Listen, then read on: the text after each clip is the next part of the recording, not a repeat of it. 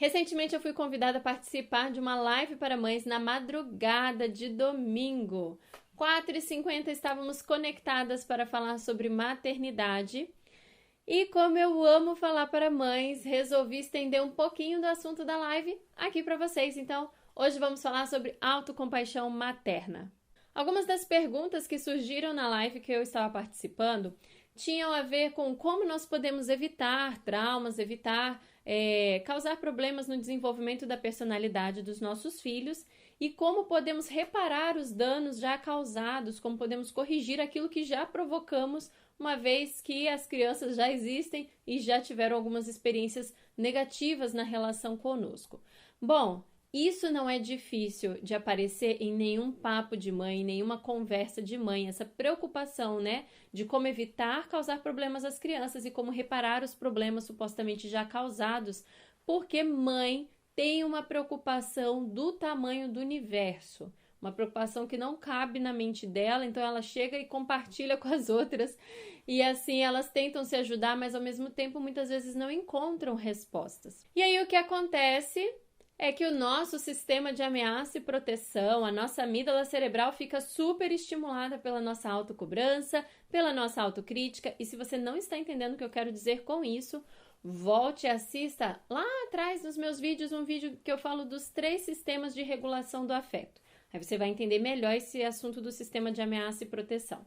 Mas o fato é que a nossa amígdala cerebral fica ativada, a gente começa a ficar mais vulnerável à produção do estresse, a gente fica mais irritável, a gente fica mais ansiosa, preocupada, perdendo o sono, às vezes frustrada, chateada, Esse monte de coisa que a gente não gosta de sentir no exercício da nossa função materna, porque afinal de contas, nós idealizamos a maternidade como algo tão pleno, tão romântico, que não pode de forma alguma combinar com essas emoções e esses sentimentos que eu citei aqui. Bom, gente, a verdade é que nós, mães, somos seres humanos.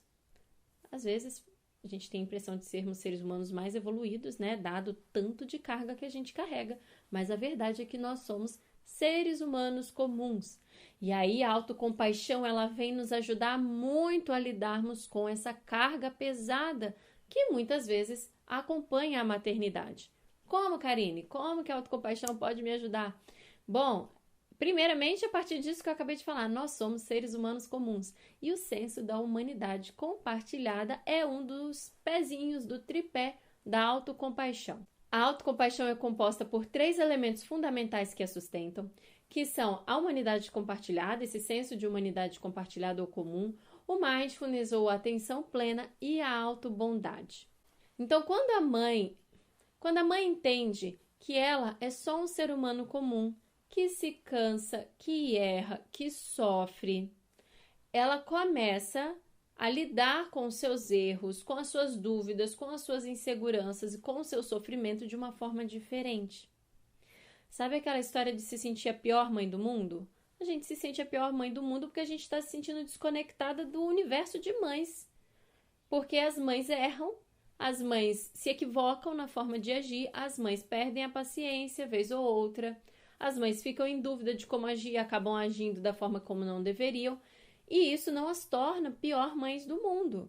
Isso significa apenas que elas são mães humanas, não tô com isso querendo dizer aqui que você pode continuar cometendo os mesmos erros com seu filho, porque eu considero muito séria a tarefa de educar uma criança, criar ali um caráter, uma personalidade e uma maternidade, dependendo de como é conduzida, pode fazer um estrago tremendo na vida de uma pessoa, tá? Então, não quero de forma alguma dar a entender aqui que é isso mesmo, mãe erra mesmo e não tem problema nenhum, porque tem problema sim, tá bom? Depois as pessoas vêm para terapia por causa das mães narcisistas que tiveram, por causa do sofrimento com negligência, Criança tem necessidade que precisa ser atendida e a mãe, junto com o pai, junto com, quem sabe, um grupo de cuidadores que ela também pode lançar mão desse auxílio, vai ser responsável por fornecer o suprimento dessas necessidades. Mas o ponto que eu estou enfatizando aqui é a gente ser capaz de lidar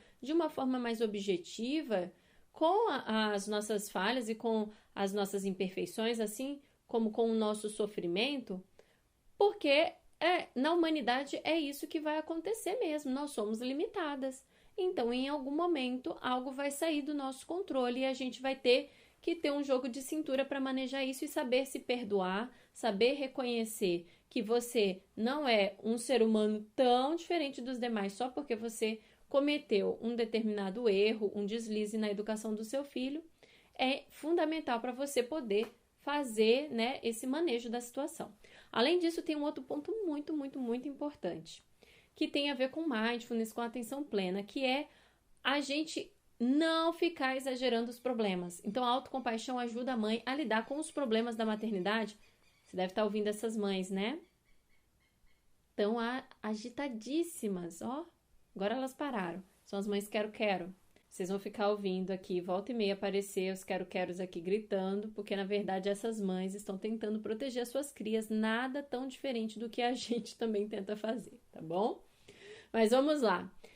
Eu estava falando exatamente sobre dar aos problemas a proporção adequada ao invés da gente ficar ampliando os problemas, deixando eles grandes demais, né? Ficar nessa gritaria igual mãe quero-quero às vezes não é necessário não, gente. A gente pode tratar as coisas de uma forma objetiva e pontual. O mindfulness nos ajuda nisso. Então, às vezes, a gente lida com a situação, o problema, como se ela fosse extraordinariamente grande. Tão grande, tão grande, tão grande que eu não sou capaz de lidar e resolver. Quando, na verdade, se eu olhasse para ela de forma objetiva e pontual, eu teria condições de manejá-la, de resolvê-la. Então, eu preciso ter um olhar mais realista, objetivo sobre as coisas, ao invés de transformar na minha mente as coisas em algo muito, muito grande que eu mesma não serei capaz de lidar. E a gente corre o risco de fazer isso na maternidade, né? A criança faz uma coisa e você entende como um profundo desrespeito, quando na verdade é só a expressão infantil de uma determinada necessidade. E como ela não sabe ainda como fazer de outra maneira, como se expressar de outra maneira, ela se expressa de uma forma talvez mais rude ou de uma forma socialmente não tão adequada e você fica para morrer achando que essa criança está te desrespeitando a sua autoridade materna, ok? Então, sem exageros, a autocompaixão nos ajuda a dar o tom certo para as coisas ao invés de exagerarmos.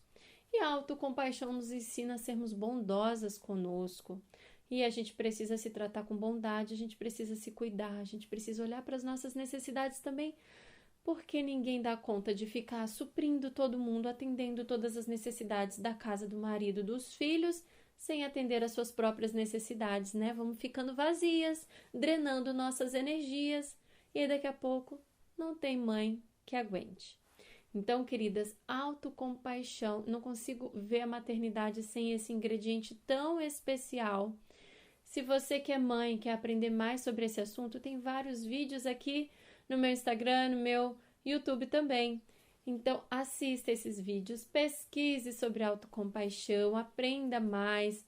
Tem um programa online de psicoeducação em que eu faço uma oficina de autocompaixão. Se você quer ter mais informações, escreve para mim que eu te digo como você pode ter acesso a esse programa.